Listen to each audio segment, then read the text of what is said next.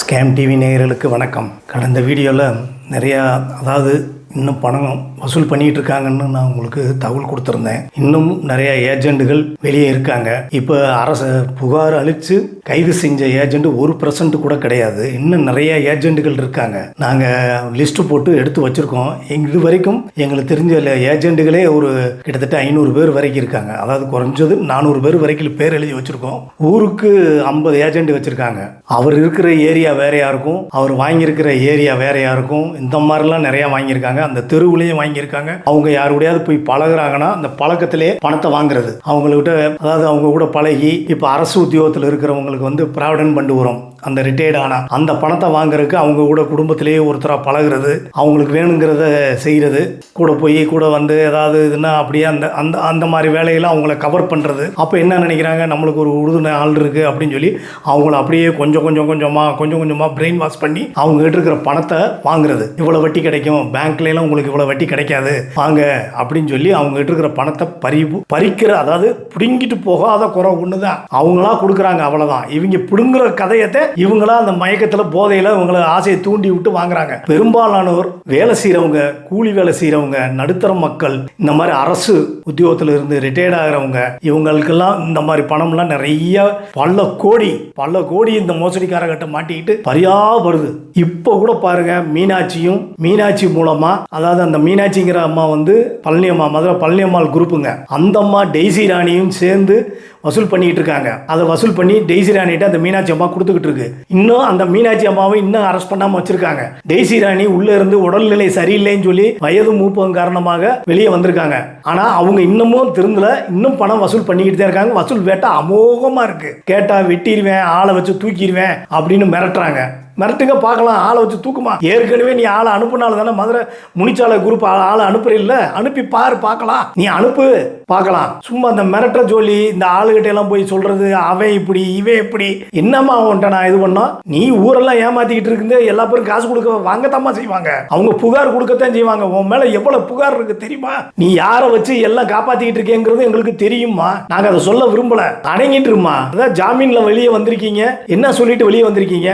சாட்சியை கலைக்க மாட்டேன், உடல்நிலை சரியில்லை அப்படின்னு சொல்லி தானம்மா வந்திருக்கேன், வாங்கினவங்கிட்ட பணத்தை கொடுத்துட்றேன்னு தானே சொல்லி வந்திருக்கீங்க. உங்கள் ஜாமீன் காப்பி நாங்கள் வச்சுருக்கோம்மா. இப்போ மோசடிக்காரங்க ஒவ்வொருத்தருடைய ஜாமீனும் நாங்கள் எடுத்து வச்சுருக்கோம். இதை நாங்கள் ப்ரொடியூஸ் பண்ணோம்னு வையே, நீ பண்ணுற சேட்டையெல்லாம் திருப்பி நீ உள்ளதே போவ. ஏற்கனவே உன் மேலே குண்டாஸ் போட வேண்டியது ஒருத்தர்னால நீ தப்பிச்சுக்கிட்டு இருக்க. வேண்டாம்மா, இனிமேலாவது வாங்கினவங்கிட்ட பணத்தை கொடுக்கறதுக்கு பாருங்க. மீனாட்சி அம்மாவுக்கு இன்னும் கொஞ்சம் கூட இது இல்லாமல் இருக்கு, தைரியமாக இருக்காங்க. என்னன்னா, சாமிநாதர் காப்பாற்றிடுவார், மதுரை பழனி அம்மாள் காப்பாற்றிடும் அப்படின்னு சொல்லி தைரியமாக இருக்கீங்க. மீனாட்சி, நீ எவ்வளவு பணம் வசூல் பண்ணிருக்க, எத்தனை குடும்பத்தை கண்ணீர் விட்டுருக்க மதுரையில், எத்தனை குடும்பத்தை நீ அழிச்சிட்டு வெளியே வந்திருக்க. அதே மாதிரி அம்பிகா, கவிதா, அவங்களும் அதே மாதிரி தான் பண்ணிட்டு இருக்காங்க. ராணி, ஜாஸ்லின், நாச்சியப்பன், தனலட்சுமி, இவங்ககிட்ட எல்லாம் பணத்தை கொடுத்துட்டு இந்த மாதிரிலாம் பண்ணிட்டு நான் பணம் வாங்கிட்டேன் அப்படின்னு சொல்லிட்டு இது பண்ணிட்டு இருக்கீங்க. ஆனா உங்களுடைய சொந்த உபயோகத்துக்காக நீங்க பணத்தை வச்சுக்கிட்டு இருக்கீங்க.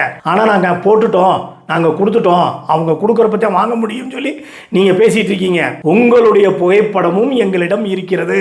காலகாலத்தில் பணத்தை செட்டில்மெண்ட் பண்ணுறதுக்கு பாருங்கள், வெளியே வராமல் அளவுக்கு போட்டால் புகைப்படத்தை போட்டு சிபிசியில் உங்கள் மேலே புகார் கொடுக்கறதுக்கு ரெடியாக இருக்காங்க. காலகாலத்தில் பணத்தை கொடுக்கறதுக்கு வழியை பாருங்கள். கொடுத்த கேஸு அடுத்து ஒரு கேஸ் வரப்போகுதுமா உங்கள் மேலே. அதே மாதிரி மாண்டியா கோதண்டம், சுப்பு என்ற சுப்பிரமணி, பயரு லூதுர்சாமி என்ற பயரு, ரோஜா ரமேஷ் இன்னும் வசூல் பண்ணிட்டு இருக்காங்க. இன்னும் வசூல் பண்ணிக்கிட்டே இருக்காங்க.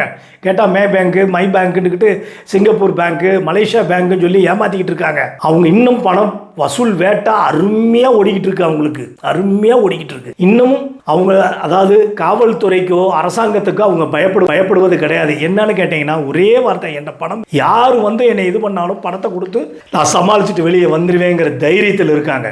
ஜாமீன் எங்களுக்கு கிடைக்கும், முன்கூட்டி ஏப்பி எடுத்துருவேன், எவ்வளவு பணம்னாலும் நாங்கள் கொடுக்கறதுக்கு ரெடியா இருக்கோம். ஏன்னா அவங்க சம்பாரிச்ச வேர்வை சிந்தி ரத்தம் சொட்டி அவங்க சம்பாதிக்கல, மக்கள்கிட்ட ஏமாத்தி ரத்தத்தை குடிச்ச பணம் தானே அது. அதனால அவங்க தைரியமா செலவழிக்கிறாங்க. அதே மாதிரி தருமபுரி மாவட்டத்தில் பொம்முடிங்கிற ஏரியாவில் ஒருத்தர் வளைச்சு சொத்து வாங்கி போட்டிருக்காருங்க. ஏன் இவங்களுக்கெல்லாம் இடி கிடையாதா, இன்கம் டேக்ஸ் கிடையாதா, சேல் டேக்ஸு, இன்கம் டேக்ஸு, இடி இவங்களுக்கெல்லாம் எதுவுமே கிடையாதா, விஜிலன்ஸு எதுவுமே வராதா? எப்படி இவ்வளவு பணம் வந்துச்சு? இவ்வளோ குறுகிய காலத்தில் இவங்களுக்கு எப்படி இவ்வளோ பணக்காரர் ஆனார்? அதெல்லாம் இப்போ ஒரு சாதாரணமாக ஒரு நல்ல வேலை பார்க்குறவங்க, மாச சம்பளத்தில் இருக்கிறவங்க, தொழில் செய்கிறவங்க, சாதா தொழில் செய்கிறவங்க ஒரு வீடு வாங்கினா பின்னாடியே இன்கம் டேக்ஸ் நோட்டீஸ் கொடுக்குறாங்க. அதே மாதிரி பேங்க்கில் போய் பணம் எடுத்தால் இன்கம் டேக்ஸ்லேருந்து நோட்டீஸ் கொடுக்குறாங்க. பேங்க்காரங்களே தெரியப்படுத்துறாங்க, இவங்களுக்கு இவ்வளவு கோடி வந்து சேர்ந்துருக்கு, இவ்வளவு கோடி சேர்த்துருக்காங்களே, வளைச்சு எல்லா இடத்துலையும் தொழில் பண்ணுறாங்க, எல்லா இடத்துலையும் பணம் வச்சுருக்காங்க, இவங்களுக்கெல்லாம் நோட்டீஸ் கொடுக்க மாட்டாங்களா? இன்கம் டேக்ஸு அமலாக்கத்துறை வராதா? ஏன் அப்போ அவங்களுக்கு பணக்காரங்களுக்கு, அதாவது கொள்ளையடிச்சிட்டு வர்றவங்களுக்கும் ஒரு நியாயம், உண்மையாக சம்பாரித்து தொழில் பண்ணுறவனுக்கும் ஒரு நியாயமா?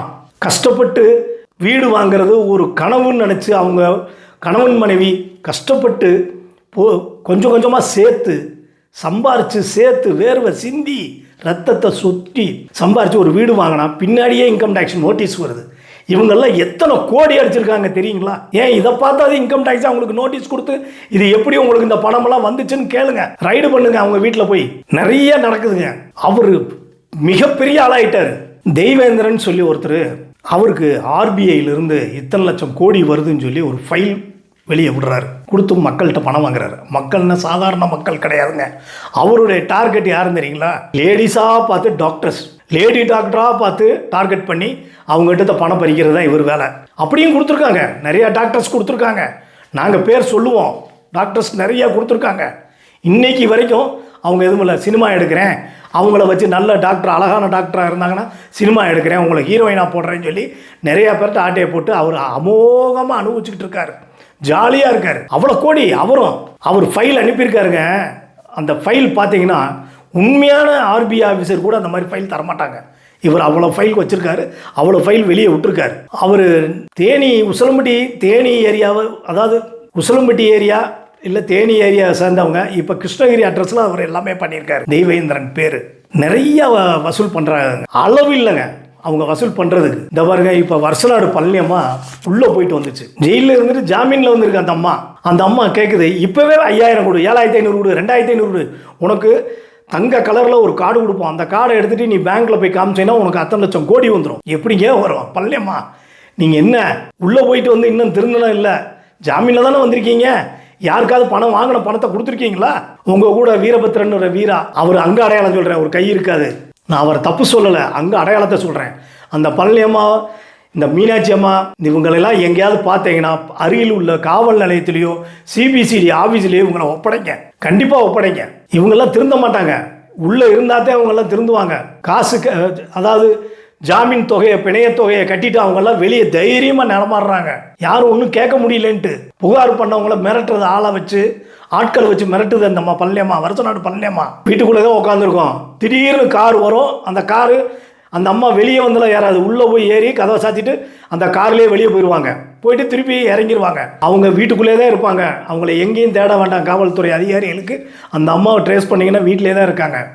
அந்த அம்மா நிறைய விசாரிச்சிங்கன்னா நிறைய ஏஜென்ட்டுகளை பிடிக்கலாம். அந்த அம்மாவை நீங்கள் விசாரிச்சிங்கன்னா ஏகப்பட்ட கோடி வாங்கி வச்சுக்கிட்டு அந்த ஏரியா பூரா நிறைய விளாண்டுக்கிட்டு இருக்காங்க.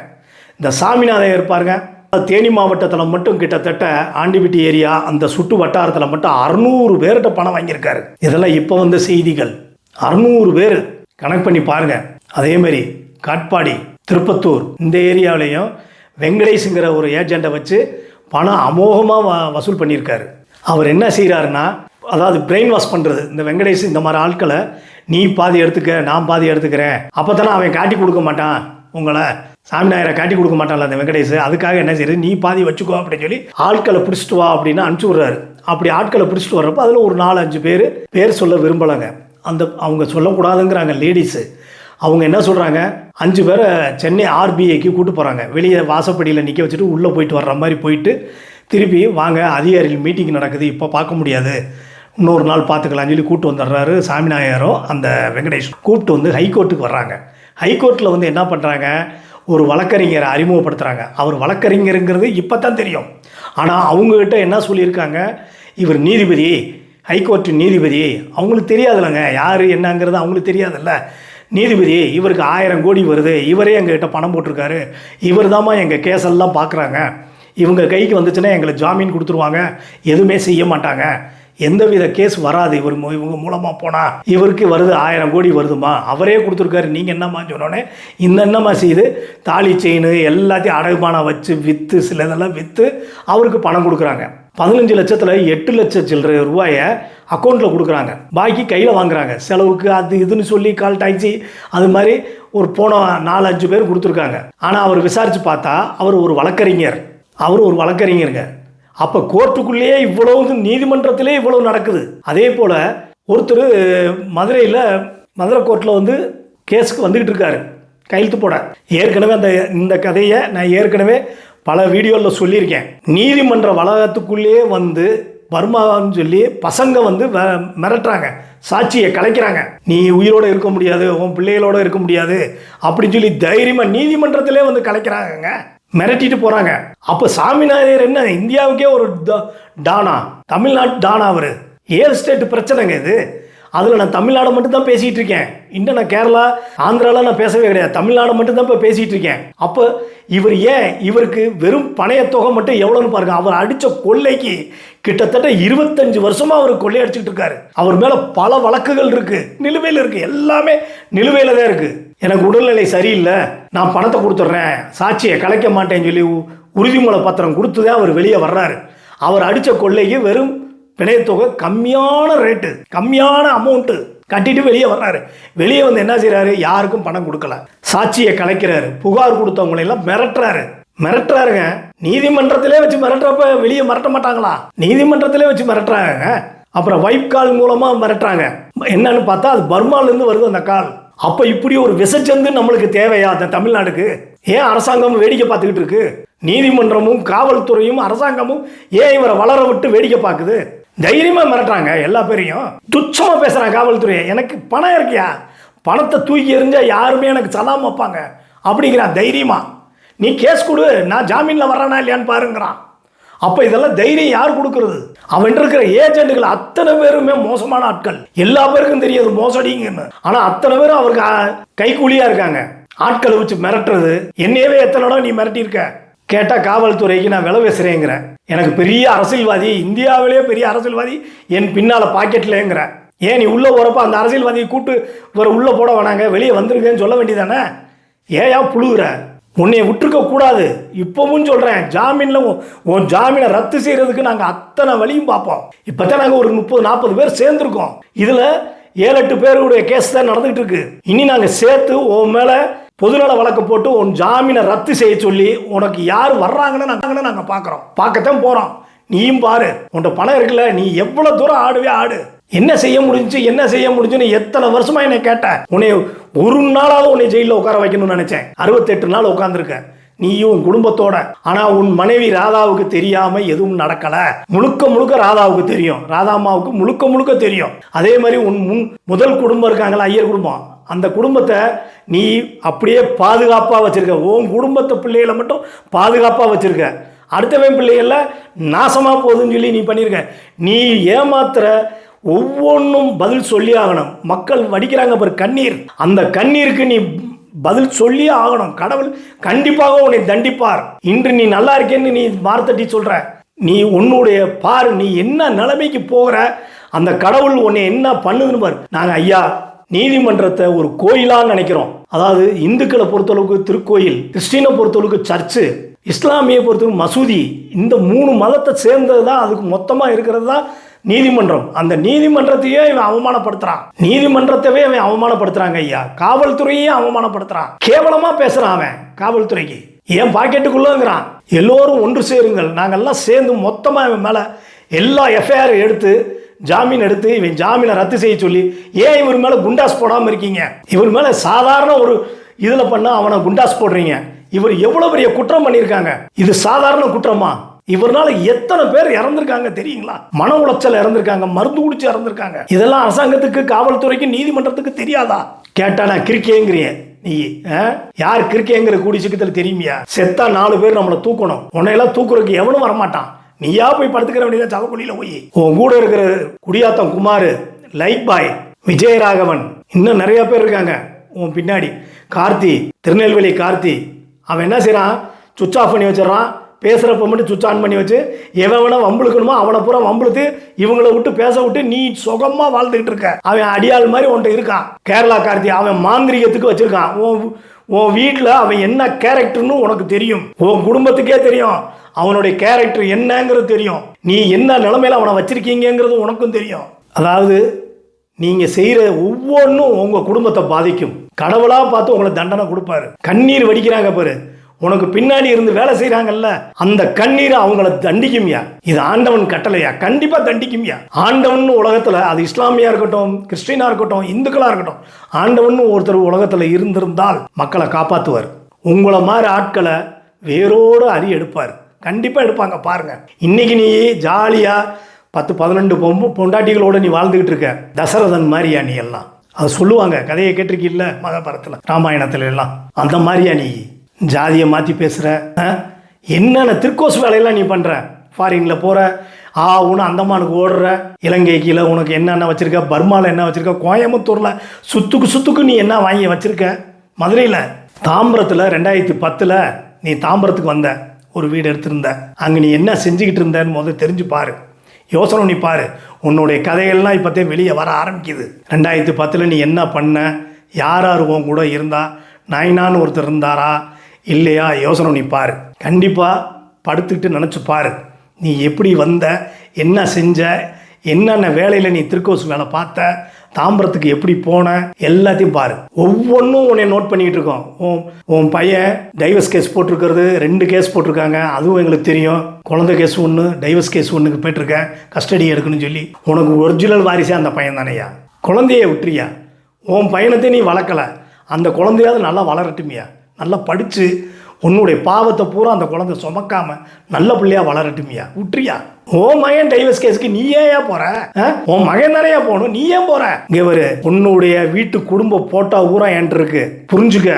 அடுத்த வீடியோவில் நீ என்னை ஏதாவது பண்ண, உன்னுடைய போட்டோ பூரா வெளியே வரும். உன் மணியண்ணன், அவங்க மனைவி, உன் மனைவி என்னென்ன பண்ணுறாங்க, வீட்டில் என்னென்ன செஞ்சாங்க, அத்தனையும் நான் வெளியே விடுவேன். நீ என்னைய நோன்ற, நீ என்னைய தாக்குறதுக்கு ஆள் அனுப்புகிற, பார்க்கலாம் நீ என்னென்ன செய்ய போகிறேன்னு பார்ப்போம். 1ஆம் தேதிக்கு மேலே இந்த எலெக்ஷன் ரிசல்ட் முடிஞ்ச உடனே பிரிண்டிங் மீடியா, ப்ரெஸ் மீடியாவில் வச்சு உன் புக்கை அடித்து தமிழ்நாடு ஃபுல்லாக ஒட்டுறோம், வால் போஸ்டரோடு ஒட்டுறோம், உனக்கு தெரிஞ்ச பத்திரிகையிலே ஒட்டுறோம். அதாவது அந்த பேர் உனக்கு தெரிஞ்ச பத்திரிகை, அந்த பத்திரிகையிலே வச்சு ஒட்டுறோம். பார்த்துக்கிட்டே இரு, நீ என்ன செய்ய போகிறேன்னு பார்ப்போம்.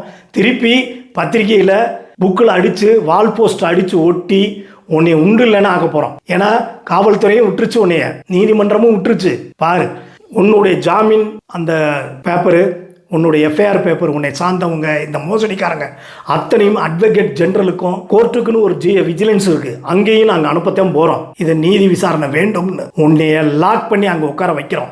நீ குண்டாஸில் போக வேண்டியது, நீ வெளியவே வரக்கூடாத ஆள். நீ எப்படி வெளியே இருக்கேன்னு எங்களுக்கே தெரியல. கேட்டால் எனக்கு மேலிடத்துல பவர் இருக்குது அப்படிங்கிற, டெல்லியில் எனக்கு பவர் இருக்குங்கிற. பார்ப்போம், உன்னுடைய அத்தனையும் எடுத்து வச்சு இதை நாங்கள் வெளியிடுறோம். அம்பியா, கவிதா, ராணி, ஜாஸ்லின், மீனாட்சி, டெய்சி ராணி, பழனியம்மா, வருஷநாடு பழனியம்மா, வீரா, இன்னும் உனக்கு நிறைய இருக்காங்க, பேரெல்லாம் மறந்துட்டேன்னு நினைக்காத, நிறைய இருக்காங்க. வெங்கடேஷ், எல்லா பேரும் இருக்கு. வரிசையா நீ வரும், வெளியே போட்டோவோட வெளியே வர்றோம்.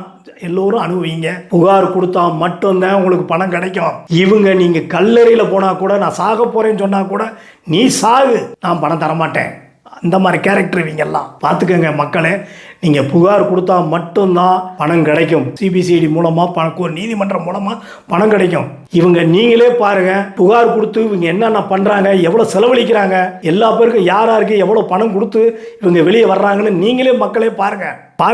நாங்கள் சொல்ல வேண்டியதில்லை, நீங்கள் அப்பயாவது ஒன்று சேர்ந்து நம்ம எல்லாம் ஒன்று கூடி இவங்களை வெளியே வராமல் ரத்து செய்வோம். ஜாமீனை ரத்து செஞ்சு இவங்களை உள்ளே கொண்டு போய் உட்கார வைப்போம். உள்ளே போட்டவங்க வெளியே வர வேண்டாம். ஏங்க, அப்பாவுக்கு தெரியாம மகன், மகனுக்கு தெரியாம அப்பா, கணவனுக்கு தெரியாம மனைவி, மனைவிக்கு தெரியாம கணவன், இப்படியே குடும்பத்துல அத்தனை பேரும் பணம் கொடுத்து ஏமாந்துருக்காங்க. இவங்க ராஜா வாழ்க்கையா வாழ்ந்துட்டு இருக்காங்க. லலிதா, ரேணுகா தேவியில எங்க போச்சுன்னே தெரியல. அழகா வீடு வாங்கி கொடுத்தாரு, வீடை வச்சுட்டு ஓடி போயிடுச்சு. இப்போ அந்த வீடையும் வித்துட்டு அது எங்க போயிடுச்சுன்னே தெரியல. அந்த பொண்ணை நீங்க பார்த்தா நீங்களே சிபிசிஐடியில தகவல் கொடுங்க, அந்த பொண்ணு இங்க இருக்கு அங்க இருக்குன்னு சொல்லி தகவல் கொடுங்க. பாலு, இவர் ரயில்வேல பாலசுப்ரமணியன் வேலை பார்த்து இதான இவர் பல கோடி வந்திருக்கான். இவருக்கு அளவே இல்லை. இவர் சொல்ற புழுவுக்கு இதுல பெருமாள் செட்டியார் வேற. இவங்க 2 பேரும் தலைமறைவு ஆயிட்டாங்க. இது வரைக்கும் காவல்துறை தேடிட்டு இருக்காங்க, இவங்க எங்க இருக்காங்கன்னு கண்டுபிடிக்க முடியலங்கிறாங்க. மக்களே, இந்த பெருமாள் செட்டியார் போட்டோவும் பாலு என்ற பாலசுப்ரமணியம் போட்டாவும் நாங்கள் இந்த வீடியோவில் காணொலியில் போடுறோம். இவங்களை யாராவது பார்த்தா அருகில் உள்ள காவல்துறையிலையோ அவங்களுக்கு தெரிவிங்க. இது உங்களை அன்புடன் கேட்டுக்கொள்கிறேன், ஒரு கோரிக்கையாக வைக்கிறேன். மக்களை இப்படிலாம் எல்லாம் ஒற்றுமையாக இருந்து ஒருத்தருக்கு ஒருத்தர் கை கோர்த்து உதவி செஞ்சால் கண்டிப்பாக இந்த மாதிரி மோசடி இருக்கவே இருக்காது இந்த உலகத்தில். அடுத்த ஒருபடி போயிட்டாங்க. இப்போ இவங்க பிட்காயினும் காசு தங்க காசு தர்றோம் அப்படின்னு சொல்லி அந்த லெவலில் போய்கிட்டு இருக்காங்க. மக்களே ஏமாறாதீர்கள், இப்போவும் சொல்கிறேன், ஏமாறாதீர்கள். ஒற்றுமையாக இருந்து வழக்கை நடத்துவோம். வாங்க வாங்க வாங்க. இதற்கு மேல் நீங்கள் வரலைன்னா உங்களுடைய தலையெழுத்தை மாற்ற முடியாது. கடவுளே வந்தாலும் உங்கள் தலையெழுத்தை மாற்ற முடியாது. கொஞ்சமாவது புரிஞ்சுக்கோங்க. 1,00,000க்கு 1 கோடி எப்படி கொடுப்பாங்கன்னு கொஞ்சம் சிந்திச்சு பாருங்கள். நாங்களும் ஏமாந்தோம், ஆனால் அதுக்கப்புறம் நாங்கள் மாறிட்டோம். பேங்கே கொடுக்க முடியலங்க, கவர்மெண்ட்டே கொடுக்க முடியல. இவர் எப்படி கொடுப்பாரு? கள்ள நோட்டு அடிக்கிறவங்க கூட தரமாட்டான். நீங்கள் எல்லாம் ஒற்றுமையாக வந்து இந்த சாமிநாதருடைய குரூப்பை அப்படியே கேப்சர் பண்ணி திருப்பி உள்ளே அனுப்புறது தான் நம்ம வேலை. எல்லோரும் ஒற்றுமையாக சேர்ந்து எல்லாம் வாங்க, எங்களை தொடர்பு கொள்ளுங்கள். வணக்கம்.